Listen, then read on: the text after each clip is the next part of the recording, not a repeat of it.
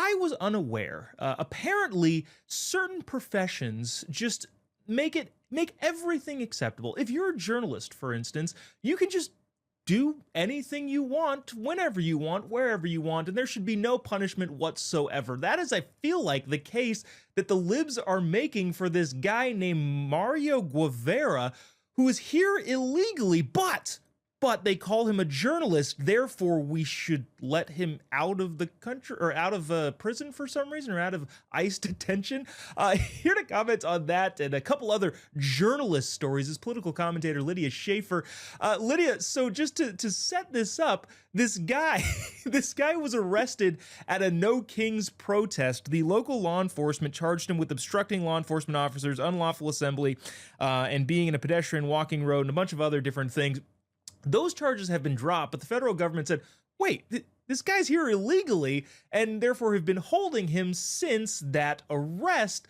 But for some reason, the New York Times and a bunch of outlets said, well, he's a journalist. Lydia, I guess I must be missing that part of the Constitution that says, everybody's treated equally, justice will be served, unless, of course, you are a journalist, in which case you can do whatever you want. Guy's been here illegally since 2012, said, hey, you got to get out of here. He never left. Why, for some reason, do libs take this in a different direction depending on someone's profession? It's wild. Like, they're freaking out, aren't they? And look, no one is saying journalists shouldn't have the right to cover protests like they're claiming. But that doesn't give anyone a free pass to skirt immigration law.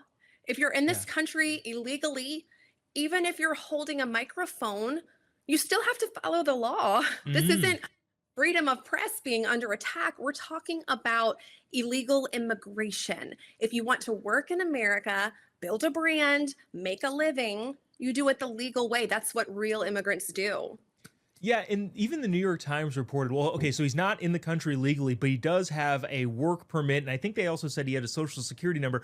Okay, well, if you, go to these blue states that just give anybody a driver's license, a work permit, or whatever it is, I don't even know how that negates anything. Effectively, again, I don't quite understand the idea of, well, you know what this reminds me of? This reminds me of when any hospital, any building that is attacked in Gaza is all of a sudden a hospital. We don't need to get into that whole tangent, but the verbiage there feels like it's fuzzy. What I don't know, do you think this sort of stuff is going to stick? Do you think people, especially now, are going to start seeing kind of through all of this?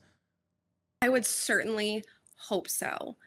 I mean, ICE didn't wake up one day and say, let's deport a reporter.